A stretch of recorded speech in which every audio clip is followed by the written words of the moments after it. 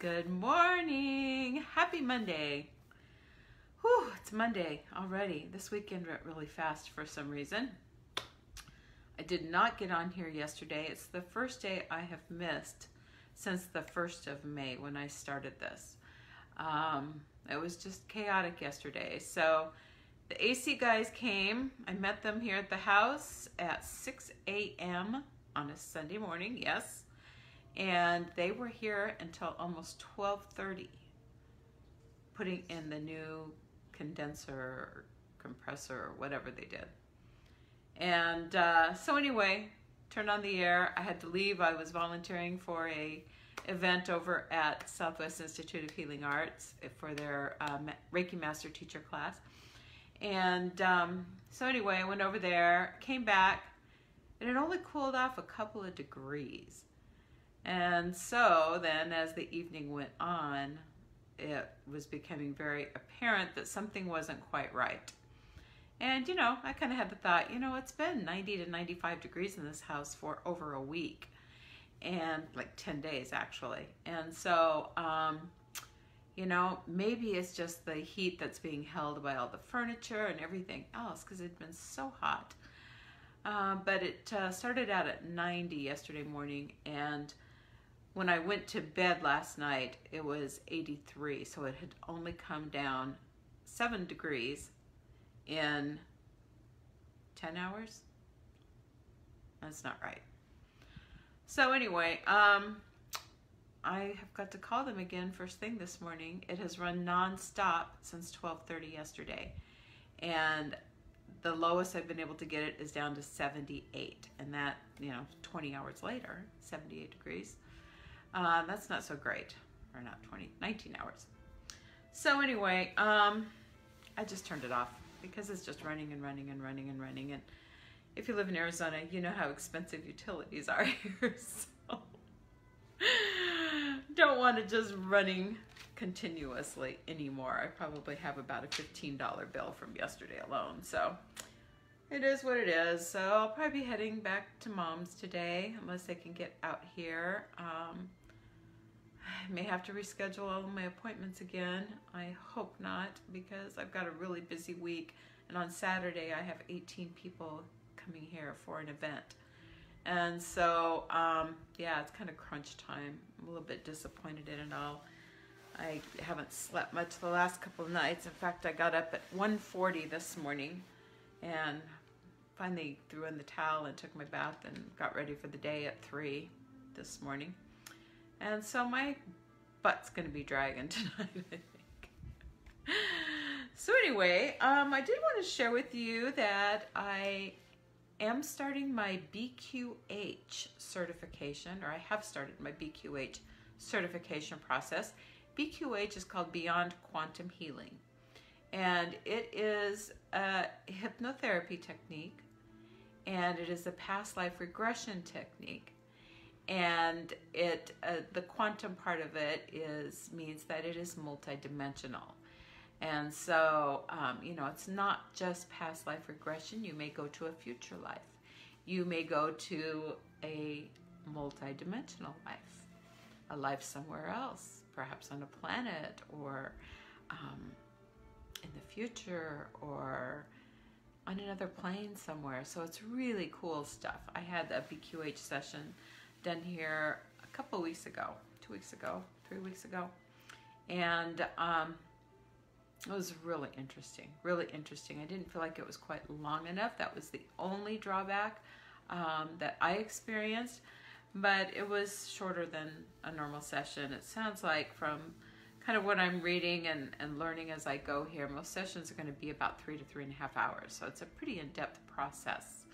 And so anyway, hopefully I will be adding that in October to my services. And it can be done in person. It can also be done online, like on Zoom, which is how I did mine, just like by a video conference, which was super cool because I was comfortable in my own home. I didn't have to leave. I didn't have to do anything. Just, you know, turn on my phone camera and get into it. So anyway, it was awesome. I'm excited about that though. I think it's going to bring a whole new level of healing. And so I'll bring you more news about that as we go, but it is based on your intention and your energy, and it's a very heart-based modality. So it's pretty cool. I'm excited. So speaking of heart-based, I got a great thing this morning from Hay House. It's in their little health and wellness newsletter thing. And there were 5 steps that they gave to ask your heart a question. And so I am going to post a link for this. Instead of going through it on here, I'm going to post this on my page in a little bit. And it's really a great exercise. And the 5 steps basically are creating a heart focus, moving your awareness from your head to your heart. Slow down your breathing, do some breathing work. Feel a rejuvenating feeling. So, where you just really create a sense of gratitude and appreciation in your heart. And then you move on to where you ask your heart a question. And once you're connected to that heart space, you can ask your heart any question that you want. You can ask something like, from the place of my heart's deepest knowing, I ask to be shown the significance of blank in my dream. Ever have those dreams and you're like, what was that all about? What was the message there? What was the meaning of that? Or why did I see this person? Or just understanding different things in your life and the significance of them. And then the 5th step is listening for an answer. So anyway, I'm gonna put this on a link for this on my page so that you guys can read it, because I think it's kind of a cool little trick.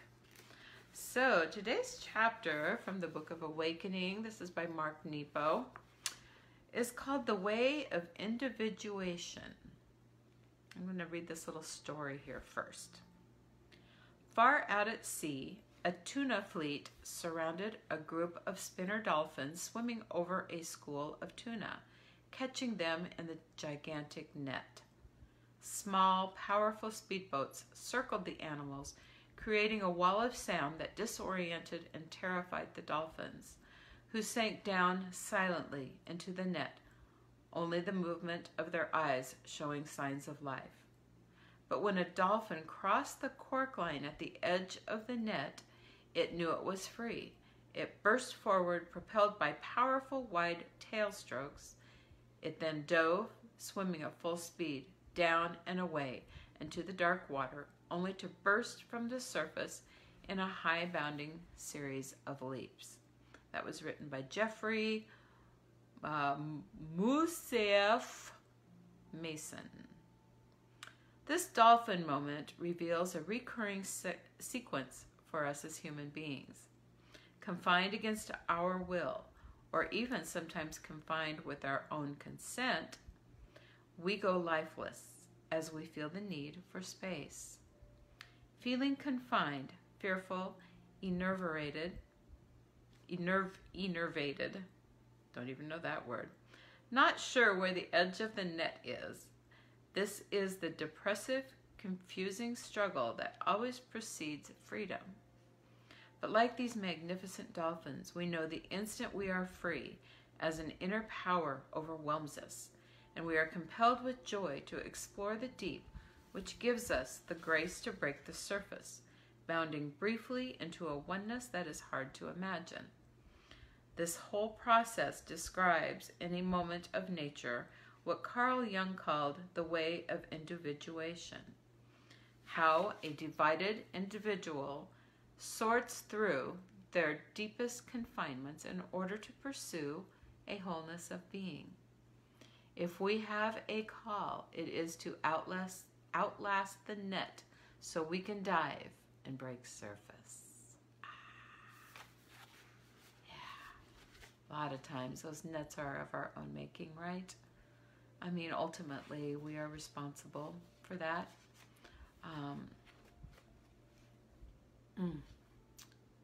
Most of the time, we're responsible for that. not all of the time. There are things that are outside of our control. And it's what we do with that experience that determines if we become confined by it or if we break through from it. We always have the ability to break through. We always have the ability to be free of it. And there are lots of ways to do that. That's why I love my work so much. Hypnotherapy, Reiki. Oh, you guys, it's so beautiful. It's really wonderful to watch the opening and the changes in people, to help them experience their breakthrough moments. I love it. It's so beautiful. So here's a little exercise we can do. If you can right now, I would just invite you to close your eyes for a moment and just imagine these little brief steps. Center yourself and picture your spirit as a powerful dolphin.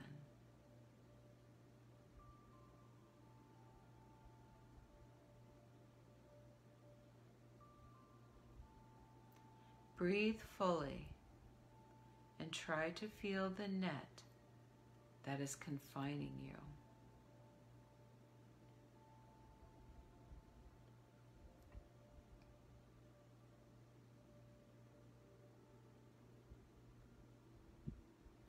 Bring into view the edge of that net.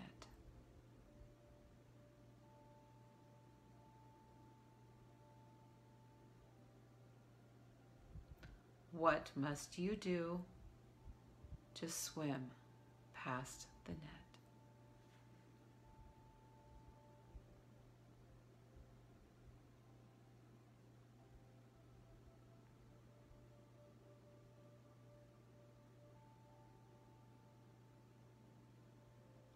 And when you are ready and you are able, jump the net.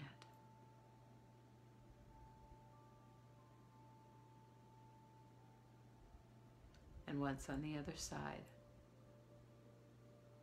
take note of the freedom, of the joy of that experience of being free from the net.